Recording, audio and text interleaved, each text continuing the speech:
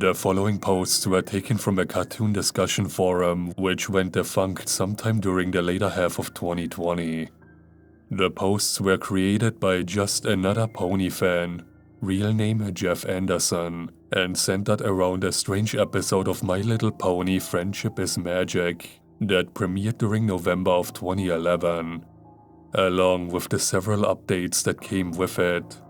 The posts read as follows. November 17th, 2011. I am sure a lot of you have heard of My Little Pony Friendship is Magic by now. At this point, it needs no introduction. Earlier today, my friend Kevin had called me. He told me that there was a new episode of the show coming on shortly, and that he already had it recorded on his DVR. As a brony myself, I was excited to see what this new episode had to offer, so I headed over to his house to watch it with him.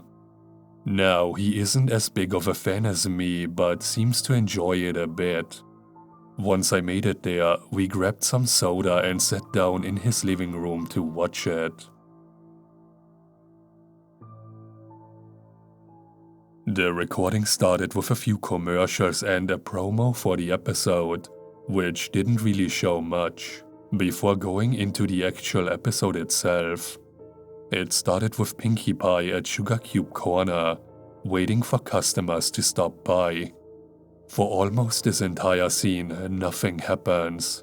That is until she hears the sound of someone crying and walking past the bakery. Confused, she closes up shop for a break and walks off screen. The intro sequence plays as normal. After another commercial break, the episode resumes, showing Twilight Sparkle walking through Ponyville with a depressed look on her face. Pinkie hops on screen asking her friend why she was feeling down. Hi Twilight, what's the matter? It's such a nice day out. You should feel happy. Twilight looks at her and begins to tear up, telling her about something through a flashback sequence. It took place in a hospital, with one of the nurses informing Twilight that Spike had died. The cause unspecified. We cut back to Twilight talking with Pinkie about how hard it is for her to live without him, before sobbing uncontrollably and running away from Pinkie, who follows her towards her library. Twilight calmly tells Pinkie that she just wants to be alone right now, before shutting the door. Pinkie walks away only to be met by Rainbow Dash and Applejack, who had seen the whole thing unfold. Rainbow asks Pinkie what just happened, before she explained to the both of them what had occurred the best she can. Despite her poor explanation, they understand, and the three walk off. The camera pans over to Twilight's window before fading to the inside of her bedroom. She lays on her bed and begins to sob. During this, several shots of Ponyville faded on screen, which looked entirely different compared to the final shows. Shortly after, everything began to glitch out. Some parts of the houses were in the sky, the ground was missing, and there wasn't even a sky anymore. After this, we cut back to Twilight, who stops crying and sits up on her bed. She starts to say something inaudible, though I believe she said something along the lines of, "I wish I could see you one last time," before walking away. The screen then cuts to a shot of Fluttershy's cabin, before going into what looked like a bathroom of some sort. Fluttershy stared angrily at a mirror for nearly all of this scene, until a little while later when she ripped the mirror off the wall in some sort of blind rage, and starts to break it into several pieces. The cracked glass begins to cut into her hooves, making them bleed. However, she doesn't seem to be fazed by this, not stopping until it is reduced to a mess on the floor. We are then shown the outside of Rarity's boutique.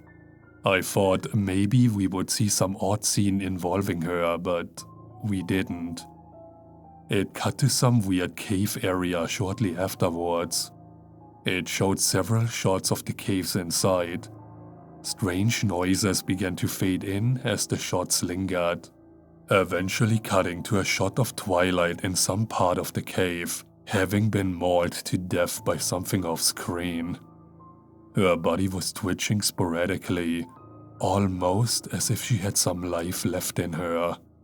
She stopped moving a few seconds later, and the screen would fade to black. The credits rolled silently before playing another commercial break. The recording ended there.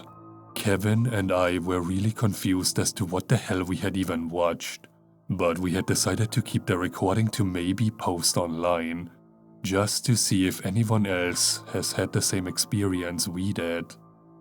It has been several hours now and Kevin still hasn't sent me the footage, nor has he answered any of my texts or calls.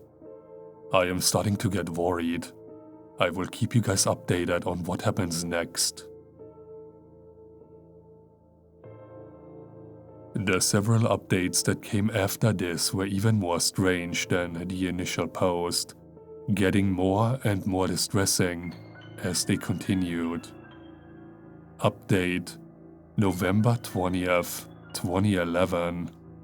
The police came to my house earlier today.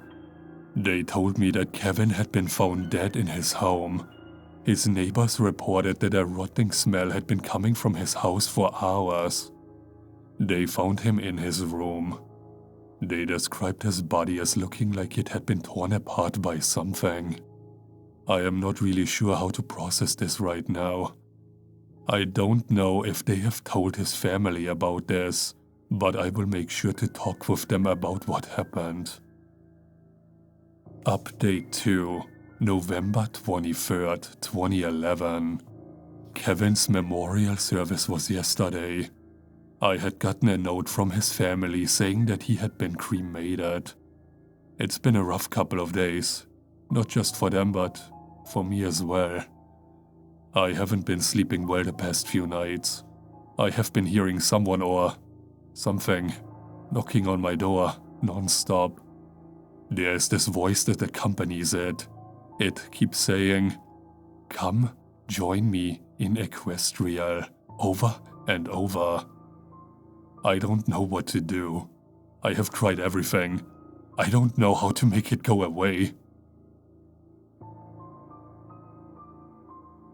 Update 3, November 28, 2011. I saw her. I saw her with my own two eyes. I saw Twilight, or I'm not even sure if that is Twilight.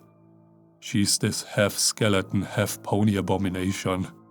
Her offer to join her in Equestria is getting louder and louder, and more violent than before. She has even resorted to pounding on the door when I don't respond. I drew a picture of her, so that way some of you can at least believe me. I haven't slept in days, and I'm sure I won't be able to ever again. Update 4, November 30th, 2011. I heard it. I heard the last thing Kevin ever said before succumbing to this monstrosity. I have been thinking about it, and honestly, my life was meaningless anyway. Tonight, I have decided to finally join Twilight in Equestria. After this final update was posted, Jeff's account would go inactive. Police would find his body in the corner of his bedroom, violently mangled, though still able to be recognized. Several drawings and notes were found in his room, one of which included the Twilight drawing which I showed you earlier. Some of the notes found ranged from personal thoughts about what he was dealing with to incomprehensible ramblings. The final one, which was written minutes before his death, reads as follows: "Tonight I will open the door and welcome the gloaming with open arms.